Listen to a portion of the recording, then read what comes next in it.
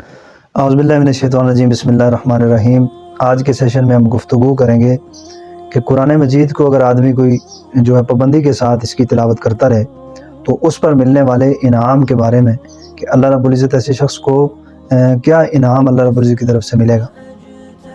سب سے پہلے یہ بات سمجھ لیں کہ رمضان اور قرآن مجید کا آپس میں انتہائی ایک گہرا تعلق اور جوڑ ہے۔ اس وجہ سے حضرت جبریل جو ہے وہ رمضان المبارک میں خود نبی کریم صلی اللہ علیہ وسلم کے ساتھ قرآن مجید کا دور فرمایا کرتے تھے۔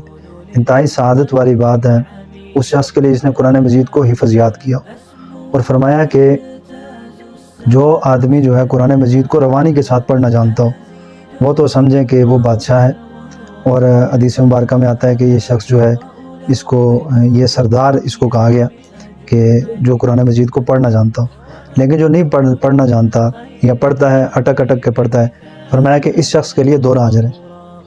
اور مسند احمد کی روایت ہے کہ صاحب قرآن مجید کو پڑھنے والا جب قیامت کے دن اپنی قبر سے اٹھے گا تو قرآن مجید اس سے ملے گا کر رجل الشاحب، جیسے کہ ایک کمزور اور لاغر آدمی ہوتا ہے بھوک پیاس کی وجہ سے اس حالت میں۔ تو اب جو ہے وہ قرآن مجید اس سے پوچھے گا، ہل تعرفنی، کیا آپ مجھے جانتے ہیں؟ وہ کہے گا میں تو نہیں جانتا۔ پھر دوبارہ پوچھے گا، ہل تعرفنی، آپ مجھے جانتے ہیں؟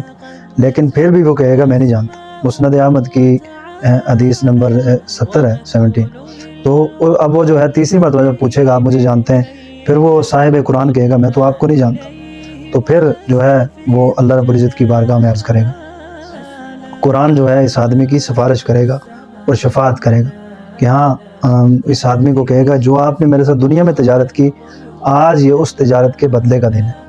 بیائی حدیث کے الفاظ جو ہیں وہ اسی معنی اور مفہوم کے ہیں کہ جو آپ نے دنیا میں میرے ساتھ تجارت کی تھی، آج میں اس کا بدلہ ہوں۔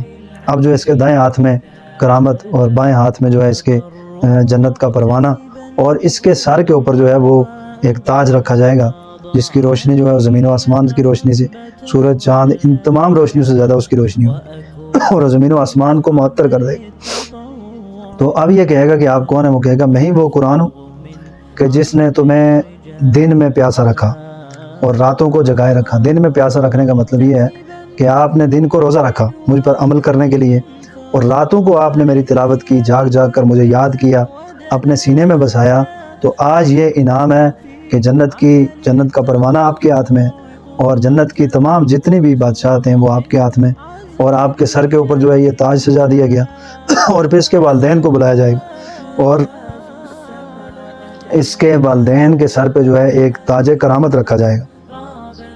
تو والدین کہیں گے کہ یہ کس وجہ سے ہے؟ تو انہیں کہا جائے گا یہ جو آپ کے بیٹے نے قرآن مجید حفظ کیا، اسے یاد کیا، اس کے اوپر عمل کیا، تو اس کی برکت سے اللہ رب العزت نے آپ کو آج تاج شرافت کے ساتھ نوازا۔ تو بھائی کس قدر خوش قسمتی والی بات ہے، ہم قرآن مجید کے ساتھ لگن، شوق، اشتیاق رکھنے والے بن جائیں، اپنے بچوں کو قرآن مجید کی تعلیم سے آراستہ کرنے والے بن جائیں، اور خصوصاً رمضان المبارک کے اندر۔